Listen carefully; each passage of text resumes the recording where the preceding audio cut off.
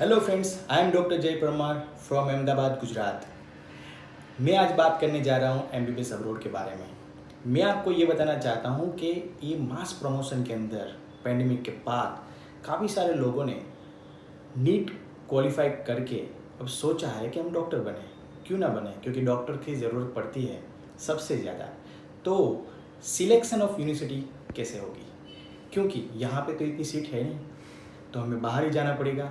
तो बाहर जाके हम क्या कर सकते हैं, तो बाहर जाके डॉक्टर बनना है तो आपको यूनिवर्सिटी सिलेक्शन में ध्यान रखना पड़ेगा, और कौन सी कंट्री से आप करके आते हो एमबीबीएस, वो भी इतना इम्पोर्टेंट है। तो इसका रीज़न मैं आपको बताऊं, जैसे कि इंडिया के अंदर जो वेदर है वही वेदर अगर आपको बाहर की कोई कंट्री में मिल रहा है तो आपको बहुत फ़ायदा होगा।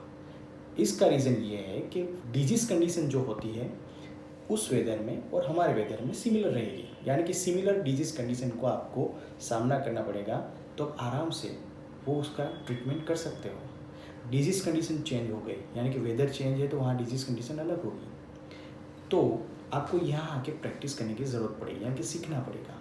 और प्रैक्टिस मेक्स मैन परफेक्ट। पर पहले से आप वहाँ पे इतनी प्रैक्टिस करके यहाँ पे आते हो तो आपको ये समय आपको सेव कर पाओगे।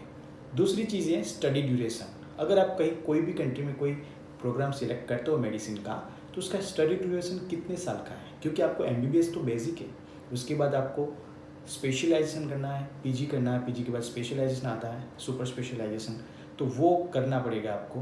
तो एमबीबीएस का स्टडी ड्यूरेशन अगर कम होगा तो आप पीजी और उसके बाद सुपर स्पेशलाइजेशन में आपको टाइम मिलेगा।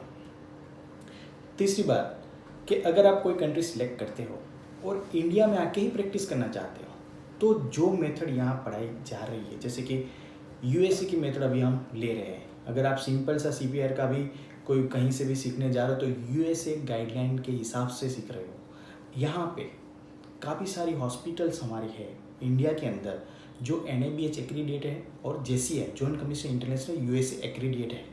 अगर ये एक्रीडिएशन मिलता है यूएसए के प्रोटोकॉल एसओपीज के आधार पे, अगर आप भी ऐसी कोई कंट्री सिलेक्ट कर रहे हो जहाँ पर ये सारे rules regulation protocols SOPs follow होती है, तो यहाँ आके काम करने में आपको कोई दिक्कत नहीं होगी, कोई स्ट्रगल नहीं होगी, कोई ऑब्स्टेकल्स नहीं होगा।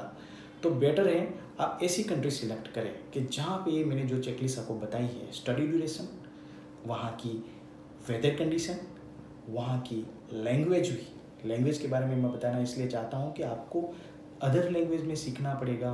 वो सीखने के बाद, क्योंकि वो आपको जब पेशेंट दिखाने के लिए आएगा तो वो अपनी लोकल लैंग्वेज में ही बात करेगा, तो ये सारी चीज़ें जो है आपको ध्यान रखनी है। और अब कहीं पर भी अगर आप रुक रहे हो, कहीं पर भी प्रॉब्लम हो रही है, तो आप हमारा कॉन्टैक्ट भी कर सकते हैं।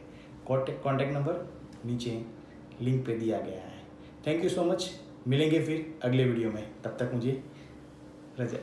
Thank you.